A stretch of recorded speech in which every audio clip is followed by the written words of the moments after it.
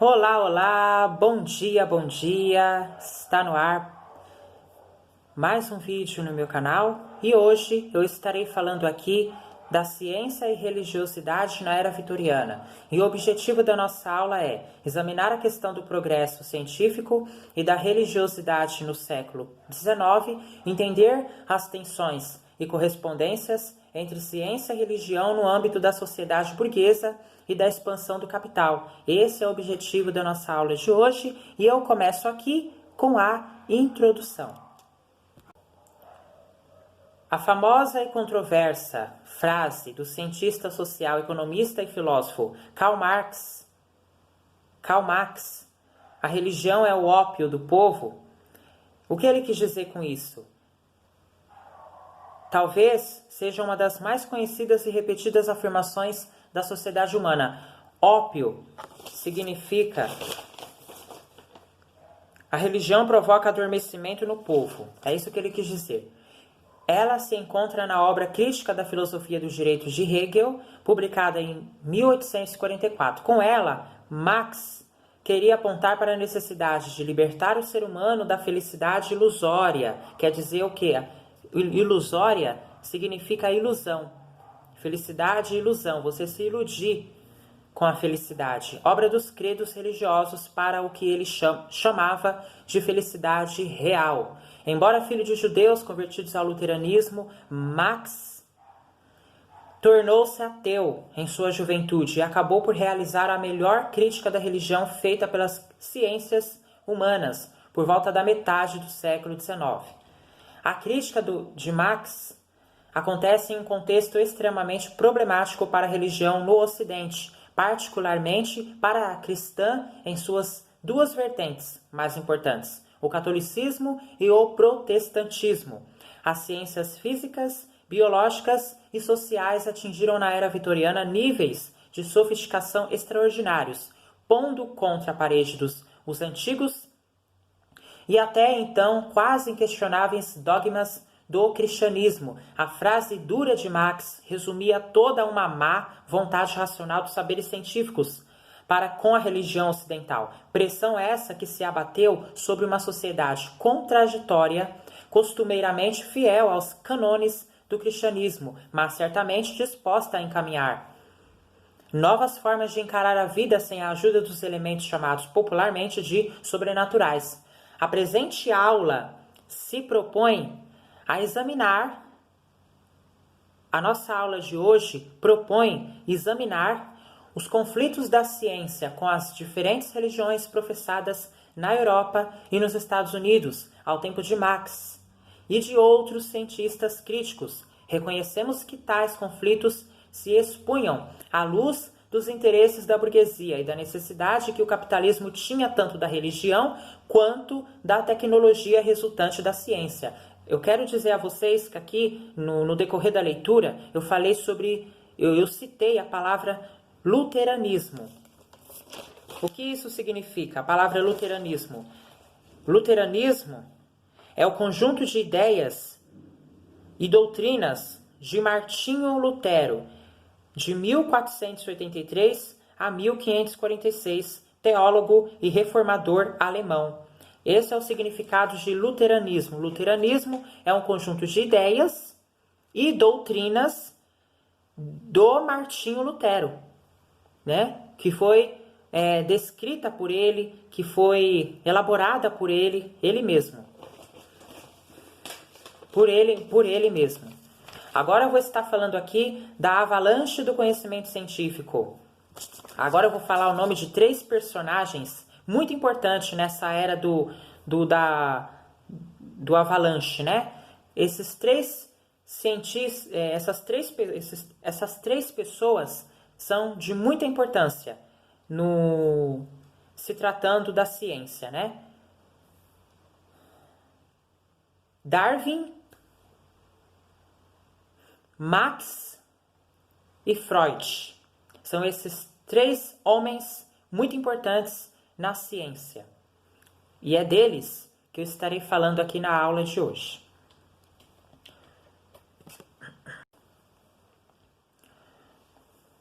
O século XIX resulta em um tempo de avanços científicos, ou seja, é no século XIX que você vai ter o avanço da ciência. A ciência vai se avançar de uma forma espetacular, que tem relação com o desenvolvimento de novas mercadorias e materiais, bem como com a necessidade de se justificar ou criticar tal expansão industrial.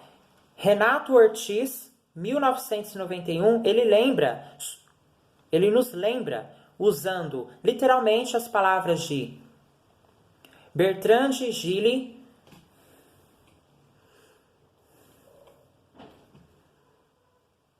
que o progresso econômico passa necessariamente pelo progresso técnico. Para haver um progresso econômico, é necessário passar pelo progresso técnico. Para haver progresso na economia, tem que primeiro passar pela técnica. A tecnologia, por sua vez, baseia-se no refinamento do conhecimento científico em todos os campos do saber. O século XIX contemplou essas possibilidades, todas dentro desse quadro de expectativas econômicas. Embora se possa citar inúmeros grandes cientistas e pesquisadores do período, talvez não haja nomes mais significativos para a ciência do Ocidente quanto o trio. Quem é esse trio? Quem faz parte desse trio? Charles Darwin, que é de 1809 a 1882.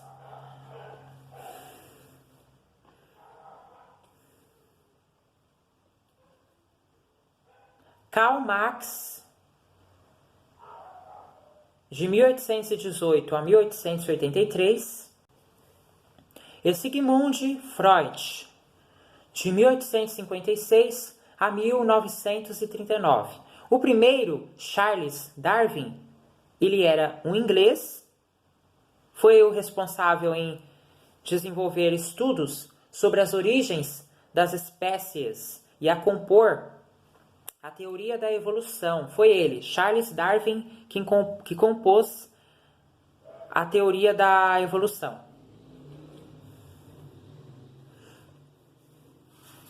Esse conjunto de conhecimentos que, em última instância, propunha a existência de processos naturais para o surgimento e a transformação da vida, chocou-se diretamente com as crenças cristãs baseadas na Bíblia a respeito de um ser divino, criador do universo e de todos os seres vivos.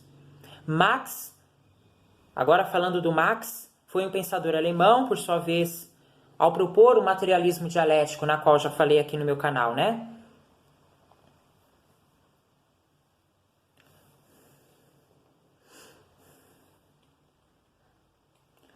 Para explicar as transformações históricas da sociedade, focou no ser humano, a responsabilidade última e total pelas ações que transformaram a sociedade humana ao longo do tempo. No materialismo dialético, as divindades e os elementos de fora da história são barrados como explicações do mundo e da sociedade. Sigmund Freud, alemão como Marx, elaborou novas explicações para os problemas psicológicos do ser humano, atribuindo-os a complexidades internas do homem pouco conhecidas da medicina de então. Minimizou, assim, a questão da culpa e do pecado na existência humana, temas sempre presentes na teologia cristã, tanto católica quanto protestante. As contribuições desses três pesquisadores da ciência moderna foram de fundamental importância para a transformação do século XIX em um tempo de proeminência do saber científico e racional sobre qualquer outro tipo de explicação religiosa. O conjunto de ciência e saberes finos elaborado no século XIX gerou grande ceticismo religioso. Aí você me pergunta, o que significa a palavra ceticismo? É a pessoa que duvida de tudo. Melhor dizendo, comportamento da pessoa que duvida de tudo ou tende a não acreditar em nada. Descrente. Esse é o significado da palavra ceticismo. E promoveu o aumento do número de ateus e agnósticos. particularmente na Europa, por tanto tempo, o centro da religião cristã, sede do catolicismo e berço da reforma protestante. Como vemos, sem diretamente mover campanha contra as religiões, a obra desses 3 cientistas caiu como uma avalanche sobre as convicções religiosas, provocando uma enorme reação de padres, pastores e teólogos na Europa e nos Estados Unidos. E apesar da atitude desses 3 cientistas, reelaborações vieram no sentido de readequar as religiões ao novo tempo ou de preparar apologeticamente as comunidades religiosas do Ocidente para as novas batalhas contra o pensamento científico. Agora eu vou estar falando aqui da crise da religião no catolicismo e no protestantismo, ou seja, a religião católica e protestante vai entrar em uma crise. Você vai saber por quê. O teólogo Paul Tillich, de 1886 a 1965, alemão que se radicou nos Estados Unidos nos tempos do nazismo, escreveu em uma de suas principais obras, A Era Protestante, de como as religiões originárias da reforma do século XVI trouxeram ao Ocidente uma influência cultural decisiva, que coincidiu com a ascensão do capitalismo e da sociedade burguesa. Mostra o teólogo como, a partir do século XIX, essa influência cultural foi cedendo a outros princípios filosóficos e políticos, perdendo o protestantismo o impacto social e político de anteriormente. Não somente o protestantismo,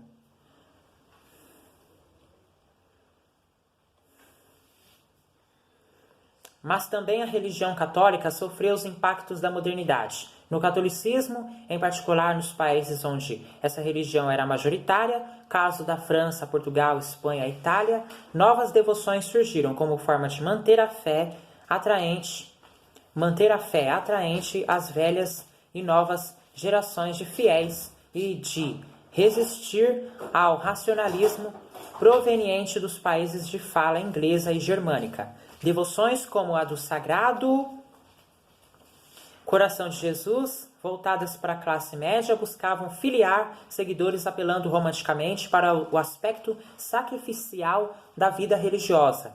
Tais religiosidades não desejavam um choque direto com a mente religiosa, com a mente científica, mas buscavam resgate da fé cristã e a manutenção de sua influência sobre as famílias. Ou seja, as religiosidades, elas não desejavam um choque direto com a mente científica, e sim, elas buscavam o resgate da fé cristã e a manutenção de sua influência sobre as famílias. Esse era o objetivo das religiosidades, resgatar a fé cristã e a manutenção, da sua influência sobre as famílias. Os protestantes, de uma maneira geral, por causa de suas origens modernas no século XVI, estiveram até o século XVIII mais afinados com os interesses burgueses na vida cotidiana e na cultura. Para os protestantes, a Bíblia era considerada a principal fonte de orientação moral e doutrinária, e sua influência em países como a Inglaterra do século XVII foi determinante para a vitória da classe burguesa e também para alimentar a esperança de melhores condições de vida para os pobres e excluídos. No século XIX, porém, com a contestação da veracidade da Bíblia e da validade de suas afirmações, estabeleceu-se um hiato entre o protestantismo e o desenvolvimento posterior da sociedade burguesa. Boa parte das igrejas protestantes sentiram-se ameaçadas pelo discurso científico vitoriano. Nos Estados Unidos, por exemplo, o conservadorismo teológico protestante promoveu um discurso anticientífico, baseado na premissa de que a Bíblia seria, como palavra de Deus, um livro perfeito e infalível, pois escrito pelo próprio Deus ou ditado diretamente por ele aos seus escribas terrenos. Portanto, seus ensinos deveriam prevalecer, mesmo que viessem a ser negados pela ciência ou pela racionalidade moderna.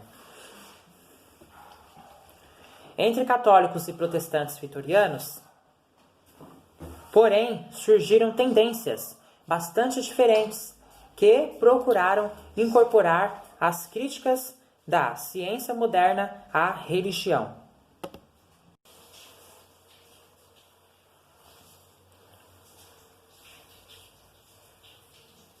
Indo além, tais líderes religiosos, particularmente teólogos e professores de teologia, passaram a propor uma autocrítica para o cristianismo, que incluísse uma revisão de maneira como a Bíblia era revista e entendida.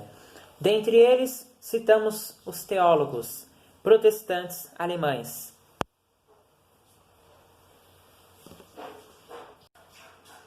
Friedrich Schleiermacher, 1768 a 1834,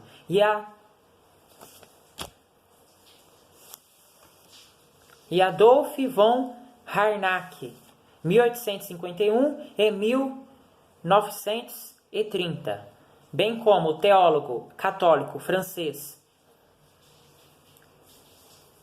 Alfred Loisy, de 1857 a 1940,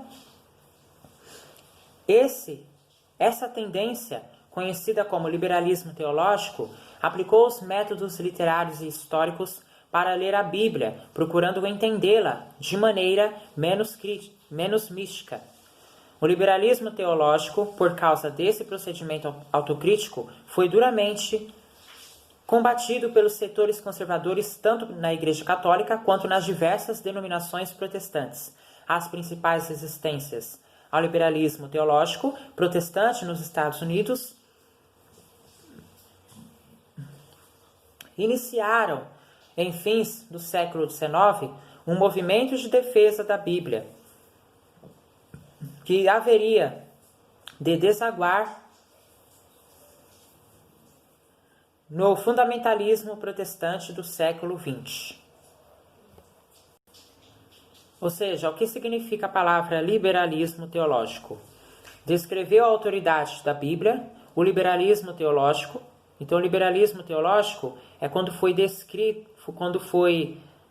alguém descreveu a autoridade da Bíblia, né? Estabeleceu uma reunião ou mistura de pessoas ou coisas diferentes da doutrina bíblica com a filosofia e as ciências da religião. A filosofia é o amor pela sabedoria, experimentado pelo ser humano consciente de sua própria ignorância. Agora eu vou estar falando aqui do contraponto de ciência e religião como necessidade burguesa. Estariam de fato a ciência e a religião em posição antagônica no século XIX? Teria sido a ciência moderna a declaração de morte para as religiões no Ocidente? Assim o declara Peter Gay, 2002. A era de Darwin foi também a era do Papa Pio IX. E a visão da natureza selvagem coexistia, ainda que incomodamente, com as peregrinações dos fiéis a lugares santificados por aparições da Virgem Maria, as manifestações públicas da religião, escolas paroquiais, construção de igrejas, ação política, debates sobre doutrina e observâncias, eram presenças altamente contenciosas no panorama cultural vitoriano. O historiador austríaco quer nos dizer que a religião prosseguiu a sua marcha, Evidentemente, não morreu como elemento da cultura ocidental e como presença histórica e institucional.